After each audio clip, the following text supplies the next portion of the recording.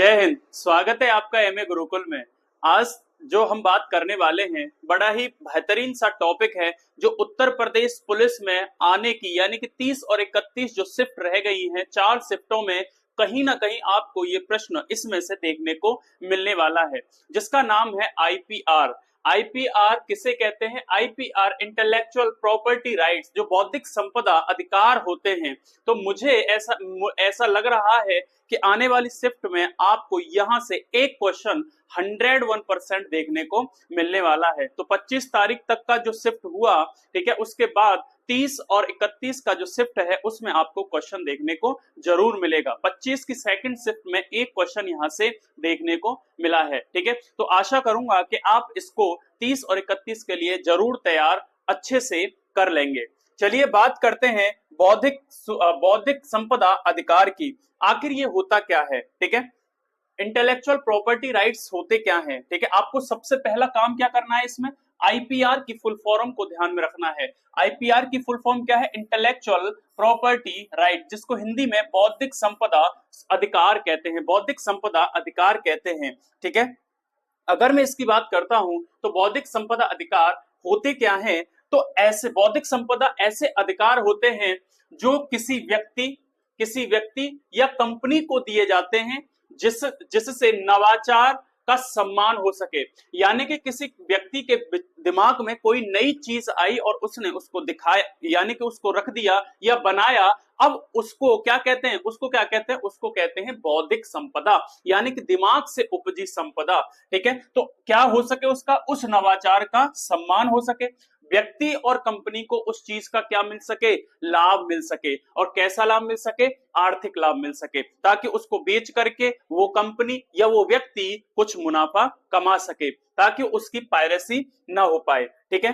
तो अब बात आती है कि इससे मिलने वाले लाभ क्या क्या होते हैं। अगर मैं इससे मिलने वाले लाभों की बात करूंगा तो आईपीआर या इंटेलेक्चुअल प्रॉपर्टी राइट से मिलने वाले लाभ क्या होते हैं। तो लाभ की बात करते हैं, नवाचार को प्रोत्साहन मिलता है, ताकि इससे प्रेरणा मिलती है और नई नई खोजों आपके सामने आती हैं। नवाचार करने वाले व्यक्ति को आर्थिक लाभ होता है। नवाचार का लाभ आम आदमी तक पहुंच पाता है, ठीक है।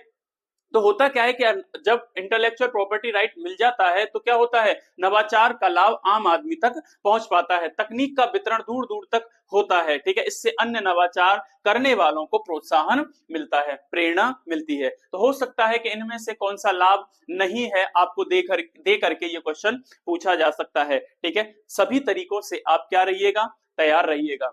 नेक्स्ट बात करते हैं, तो आईपीआर प्राप्त करने के दो तरीके होते हैं, ठीक है। आईपीआर प्राप्त करने के यानी कि इंटेलेक्चुअल प्रॉपर्टी राइट प्राप्त करने के दो तरीके होते हैं या दो प्रकार होते हैं। साहित्यिक व कलात्मक कार्य के लिए संरक्षण, किसी ने कोई साहित्य लिखा तो उसको संरक्षण प्रदान करने के लिए आईपीआर लिया जा सकता है। उसके बाद नेक्स्ट होता है आपका औद्योगिक उत्पादन के लिए संरक्षण, ठीक है। औद्योगिक उत्पादन के लिए अंतर्गत वस्तु, जो औद्योगिक उत्पादन का के लिए संरक्षण होता है, तो औद्योगिक उत्पादन के अंतर्गत उन वस्तुओं को संरक्षित किया जाता है जिनका प्रयोग वाणिज्यिक कार्य के लिए किया जा रहा हो, यानी कमर्शियल वर्क के लिए किया जा रहा हो, ठीक है। उसके बाद बात करते हैं आपसे कि औद्योगिक संरक्षण अधिकार कितने प्रकार के होते हैं, ठीक है। तो सबसे महत्वपूर्ण अगर यहां से क्वेश्चन बनेगा, सबसे पहला आईपीआर की फुल फॉर्म क्या है, ठीक है, कितने प्रकार से दिया जाता है और इसके लाभ क्या हैं। फिर उसके बाद औद्योगिक संपदा अधिकार होते हैं, वो कितने प्रकार के होते हैं? 6 प्रकार के, ठीक है। यहां पर 2 प्रकार देखे आपने, एक देखा साहित्यिक व कलात्मक कार्य, दूसरा देखा औद्योगिक उत्पादन के लिए संरक्षण। तो जो औद्योगिक संपदा अधिकार होते हैं वो कितने प्रकार के होते हैं? तो वो आपके 6 प्रकार के होते हैं। कितने प्रकार के? 6 प्रकार के। सबसे पहला आता है आपका पेटेंट। क्या आता है? पेटेंट। तो पेटेंट एक ऐसा अधिकार है जो उन उत्पादों व प्रक्रियाओं यानी कि प्रोसेस को भी दिया जाता है, उन उत्पादों व उन प्रक्रियाओं पर दिया जाता है जो नवीन हो, बुद्धि का प्रयोग करके तैयार की गई हो, वाणिज्यिक रूप से उपलब्ध हो और यूजफुल हो, ठीक है। ऐसा नहीं कि बेकार की चीजें बना दी और उसका कोई उपयोग जनमानस को नहीं मिल रहा है, तो ऐसी कंडीशन में आपको ये पेटेंट नहीं मिलेगा। तो ऐसा कोई उपकरण होना चाहिए, ऐसा कोई वस्तु होनी चाहिए जो जनमानस के लिए उसका कुछ उपयोग कर सके, ठीक है। तो मानव कल्याण के लिए हो, यह अधिकार सीमित समय के लिए होता है, सामान्यतः 20 वर्ष के लिए पेटेंट आपको दिया जाता है। ठीक है, कितने वर्ष के लिए? 20 वर्ष के लिए। तो पेटेंट कानूनी रूप से संपत्ति का अधिकार है। किसका अधिकार है? आपसे पूछा जा सकता है कि पेटेंट कानूनी रूप से कैसा अधिकार है, तो आपका संपत्ति का अधिकार है। कैसा अधिकार है? संपत्ति का अधिकार है।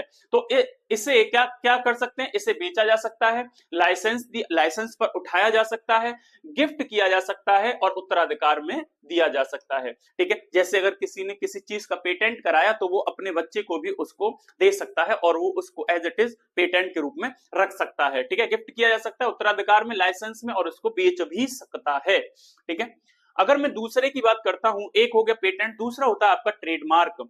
ट्रेडमार्क क्या होता है? ट्रेडमार्क एक विशेष चिन्ह या संकेत होता है जिसे किसी संगठन या कंपनी द्वारा प्रयोग किया जाता है। ट्रेडमार्क उस कंपनी के द्वारा दी गई सेवा या गुणवत्ता को दिखाती है। ट्रेडमार्क के जरिए ही किसी कंपनी के उत्पाद या सेवा को किसी अन्य कंपनी के उत्पाद या सेवा से अलग कर सकते हैं। तो ट्रेडमार्क के आधार पर किसी कंपनी ने कुछ चीज बनाई, दूसरी कंपनी ने कोई और चीज बनाई, तो उसमें क्या है? ट्रेडमार्क दिया जाता है। एक कंपनी को ट्रेडमार्क दे दिया जाएगा जो उस दूसरी कंपनी से उसको अलग कर देगी। ठीक है, जैसे अब इसमें इसमें लिमिटेशन क्या है, बाउंडेशन क्या है कि प्राकृतिक संकेतों, वस्तुओं का प्रयोग ट्रेडमार्क में नहीं किया जा सकता। ठीक है, जैसे प्राकृतिक संकेतों, जैसे प्राकृतिक संकेतों की बात करते हैं, जैसे हिमालय हो गया, है ना, गंगा नदी हो गई, तो ऐसे प्राकृतिक संकेतों का उपयोग नहीं किया जा सकता। सूर्य हो गया, आपका चंद्रमा हो गया, ना ही किसी वस्तु बोल, जैसे किसी जानवर का या कह सकते हो बाघ का, शेर का, तो इन सब चीजों का ट्रेडमार्क में प्राकृतिक जो है उनका प्रयोग नहीं किया जा सकता। ठीक है, तो ट्रेडमार्क समझ में आया। नेक्स्ट है आपका तीसरा, इंटीग्रेटेड सर्किट। तो इंटीग्रेटेड सर्किट क्या है? इंटीग्रेटेड सर्किट की बात करेंगे तो चिपसेट या आईसी डिजाइन जो होते हैं, तो आईपीआर का अधिकार उनको भी दिया जाता है। तो एक मदरबोर्ड की कॉपी दूसरी कंपनी नहीं कर सकती, ये इसलिए दिया जाता है। जैसे इंटेल है, इंटेल एक कंपनी है, इंटेल ने एक चिपसेट बनाया, तो उसको दूसरी कंपनी, यानी कि दूसरी कंपनी उसे अब बना नहीं सकती। ठीक है, जैसे कोई चिप बनाई, कोई चिपसेट बनाया, तो इंटेल ने, अब इंटेल के पास इसका अधिकार है, तो इंटीग्रेटेड सर्किट के अधीन उसका क्या है? आईपीआर है, तो दूसरी कंपनी ऐसा चिपसेट नहीं बना सकती।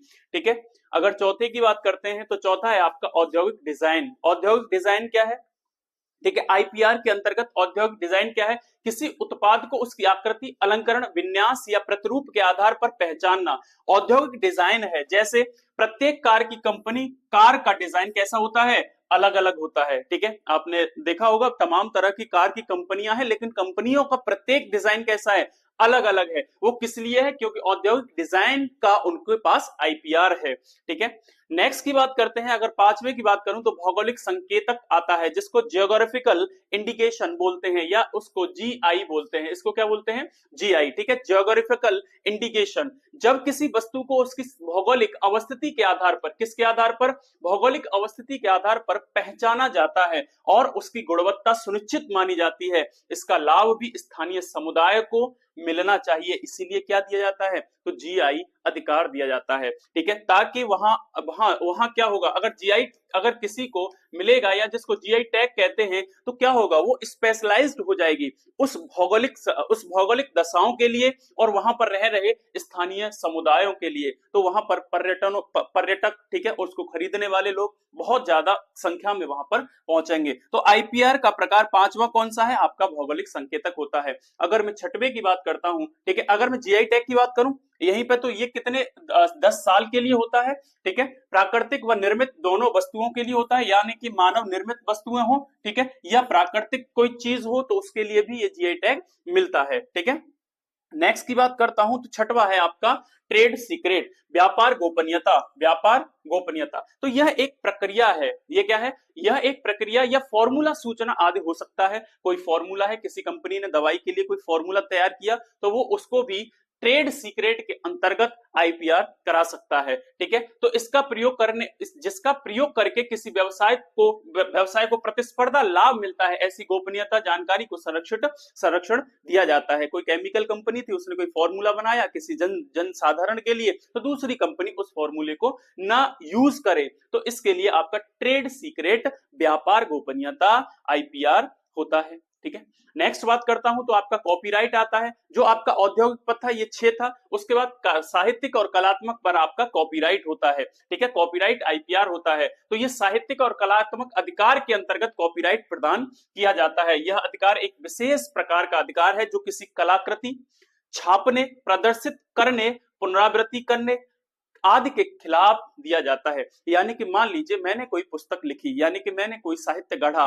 तो उस साहित्य की कोई पायरेसी ना कर सके, उसको क्या ना कर सके, उसकी कोई मतलब कह सकते हो कि क्या ना कर सके, कलाकृति ना छाप सके उसकी, यानी कि उसको एज इट इज ना लिख सके अपना नाम दे करके, ना ही उसकी पुनरावृत्ति कर सके, ठीक है। इसके खिलाफ कौन सा पेटेंट दिया जाता है आपका, कौन सा आईपीआर दिया जाता है, तो आपका कॉपीराइट दिया जाता है, ठीक है। अगर मैं कॉपीराइट के बारे में बात करता हूं तो कॉपीराइट चित्रकला, जैसे मैंने कोई चित्र अगर आईपीआर कराया, ठीक है, तो उसके संबंध में आपको कॉपीराइट मिलेगा। कोई लेख लिखा, कोई संगीत बनाया, कोई गीत लिखा, कोई थिएटर किया, कोई संवाद किया, कोई मूर्ति कला बनाई, वास्तुकला, कंप्यूटर सॉफ्टवेयर, फिल्म निर्माण आदि के लिए कॉपीराइट दिया जाता है। तो आपसे पूछने की प्रबल संभावना है यहां से कि इनमें से कॉपीराइट किस में दिया जाता है या किस में नहीं दिया जाता, ठीक है। तो औद्योगिक वाले में से आपको डाल देगा और यहां से आपको 3 दे देगा, तो किस में नहीं दिया जाता है आपको ये ध्यान रखना होगा, ठीक है। तो कॉपीराइट किस में दिया जाता है और औद्योगिक के लिए आपका बौद्धिक संपदा के लिए आईपीआर किसको दिया जाता है, ठीक है। तो भारत में अब हुआ क्या कि भारत में भी कॉपीराइट के लिए कुछ नियम बनाए गए, ठीक है। तो भारत में कॉपीराइट अधिकार को सुनिश्चित करने के लिए कॉपीराइट एक्ट 2011 जारी किया। तो आपसे पूछा जा सकता है कि कॉपीराइट एक्ट कब आया, तो 2011 में आया, ठीक है। और कॉपीराइट एक्ट के तहत कोई भी अगर पेटेंट कराता है या आईपीआर कराता है तो वो कितने साल के लिए होता है, तो 50 साल के लिए, ठीक है। तो जैसे एक उदाहरण है आपका, एक कविता है हरवंश राय बच्चन की लिखी हुई है, जो लहरों से डर कर नौका पार नहीं होती है ना, कोशिश करने वालों की कभी हार नहीं होती। तो इसका कॉपीराइट कराया हुआ था। अब उसके बाद वो उत्तराधिकार में आकर के किसके पास आ गया है, बच्चन जी के पास आ गया, तो वो 50 साल तक आपका रहता है, ठीक है। उसके बाद इंडियन पेटेंट एक्ट भी बनाया गया था। क्या बनाया गया था, इंडियन पेटेंट एक्ट भी बनाया गया था। तो इंडियन पेटेंट एक्ट आया कब है, तो 1970 में आया है, ठीक है। कब आया है, 1970 में आया है। यहां पर 2 चीज आपको देखनी है, कॉपीराइट एक्ट 2011, उसके बाद इंडियन पेटेंट एक्ट 1970 में आया, ठीक है। अब इंडियन पेटेंट एक्ट की कुछ धाराएं हैं, तो 2 धारा आपको याद रखनी है। एक है आपका सेक्शन 3D। क्या है, सेक्शन 3D यानी कि धारा 3D क्या कहती है कि अगर कोई पेटेंट है, कोई अगर कॉपीराइट के तहत है, 50 साल का उसका टेन्योर कंप्लीट होता है, तो उसको दोबारा कितने साल के लिए बढ़ा दिया जाएगा, अगर मिलता है तो उसको 20 साल के लिए, तो 20 साल का पेटेंट उसको और मिल जाता है, ठीक है। जिसे आपसे पूछा जा सकता है अगर 20 साल का पेटेंट या सेक्शन धारा जो आपकी इंडियन पेटेंट एक्ट 1970 की धारा 3D है, उसके तहत आपको दोबारा पेटेंट कितने साल के लिए मिलता है, 20 साल के लिए मिलता है, जिसे क्या कहा जाता है, जिसे एवरग्रीन पेटेंट कहा जाता है, जिसे क्या कहा जाता है, एवरग्रीन पेटेंट कहा जाता है। फिर दूसरी धारा आती है, एक धारा ये महत्वपूर्ण है और दूसरी धारा है सेक्शन 84, 84 कहता है कि अनिवार्य लाइसेंस सेक्शन भी इसको कहा जाता है, यानी कि इसके तहत आपको लाइसेंस लेना अनिवार्य है, ठीक है। तो 2 धारा इंडियन पेटेंट एक्ट की आपको याद रखनी है, 1970 में ये आता है, ठीक है। उसके बाद आईपीआर पॉलिसी आई, तो भारत ने क्या किया, एक आईपीआर पॉलिसी बनाई जिसको आप इंटेलेक्चुअल प्रॉपर्टी राइट पॉलिसी 2016 के नाम से जानते हो। इसका ध्येय क्या था, इसका ध्येय क्या था, रचनात्मक भारत और अभिनव भारत। आपसे पूछा जा सकता है कि आईपीआर पॉलिसी 2016 का ध्येय वाक्य क्या था, तो क्या था, रचनात्मक भारत और अभिनव भारत। और इसी वर्ष आपकी स्टार्टअप इंडिया नीति भी 2016 में लाई गई, ठीक है। वेरी इंपोर्टेंट क्वेश्चन आपका लगा सकते हो यहाँ पे 3 स्टार, जिसको आईपीआर पॉलिसी 2016 का ध्येय वाक्य पूछने की प्रबल संभावना है, ठीक है। नेक्स्ट क्वेश्चन है आपका WIPO यानी कि वर्ल्ड इंटेलेक्चुअल प्रॉपर्टी ऑर्गेनाइजेशन, ठीक है। तो ये एक ऑर्गेनाइजेशन है जो आईपीआर को विनियमित करता है, यानी कि इंटेलेक्चुअल प्रॉपर्टी राइट को क्या करता है, विनियमित करता है, देशों के साथ में संधियां स्थापित करने के लिए काम करता है। तो आईपीआर को चलाता कौन है, तो आईपीआर को चलाता है WIPO, यानी कि इसकी फुल फॉर्म ही अपने आप में एक क्वेश्चन है, वर्ल्ड इंटेलेक्चुअल प्रॉपर्टी ऑर्गेनाइजेशन, ठीक है, वर्ल्ड इंटेलेक्चुअल प्रॉपर्टी ऑर्गेनाइजेशन। ये है क्या? तो ये एक यूएन की संस्था है जिसको वैश्विक बौद्धिक संपदा संगठन कहते हैं। ये यूनाइटेड नेशंस का एक सहायक अंग है। इसकी स्थापना 1960 में होती है। यूएन का सहायक संस्था है। आईपीआर का नियमन कौन करता है? तो आईपीआर का नियमन आपका WIPO करता है, सदस्य राष्ट्रों के बीच समन्वय करती है। और WIPO क्या करती है? विश्व के साथ में या विश्व में संधियां स्थापित करती है। तो अब WIPO ने बहुत सारी संधियों को दिखाया, आपके सामने रखा, ठीक है। तो बहुत सारी संधियां हैं इससे संबंधित कुछ महत्वपूर्ण संधियों को मैंने यहाँ पर रखा है। सबसे पहली संधि है मैड्रिड संधि। तो आपसे पूछा जा सकता है कि WIPO की मैड्रिड संधि किससे संबंधित है? तो ट्रेडमार्क से संबंधित है। किससे संबंधित है? ट्रेडमार्क से। हेग संधि किससे संबंधित है? औद्योगिक डिजाइन से। किससे संबंधित है? तो औद्योगिक डिजाइन से आपकी कौन सी संबंधित है? आपकी हेग संधि, ठीक है। अगर नेक्स्ट की बात करूंगा तो PCT, जिसको पेटेंट कॉर्पोरेशन ट्रीटी कहते हैं, तो ये किसके लिए है? पेटेंट के लिए है। नेक्स्ट संधि है आपकी लिस्बन संधि। कौन सी? लिस्बन संधि, जो प्रक्रियाओं का आपका सार्वभौमिकरण करती है, जो प्रोसेसेस हैं उसका ग्लोबलाइजेशन करती है, ठीक है। दूसरा है आपका, नेक्स्ट है आपकी रोम कन्वेंशन। तो रोम कन्वेंशन क्या करती है? प्रदर्शन कला पर सुरक्षा प्रदान करने की इसमें बात कही गई है। नेक्स्ट है आपका पेरिस संधि। तो पेरिस संधि GI टैग पर सुरक्षा प्रदान करती है। पेरिस संधि क्या करती है? GI टैग पर सुरक्षा प्रदान करती है। तो आपको पूछा जा सकता है कि निम्न में से WIPO की कौन सी संधि आपकी GI टैग्स पर सुरक्षा प्रदान करती है? तो पेरिस संधि इसका सही ऑप्शन होने वाला है। नेक्स्ट क्वेश्चन है आपका, भारत सरकार द्वारा WIPO की दो संधियों पर हस्ताक्षर किए हुए हैं, ठीक है। तो दो संधियां कौन कौन सी हैं? तो एक है आपकी WIPO कॉपीराइट ट्रीटी।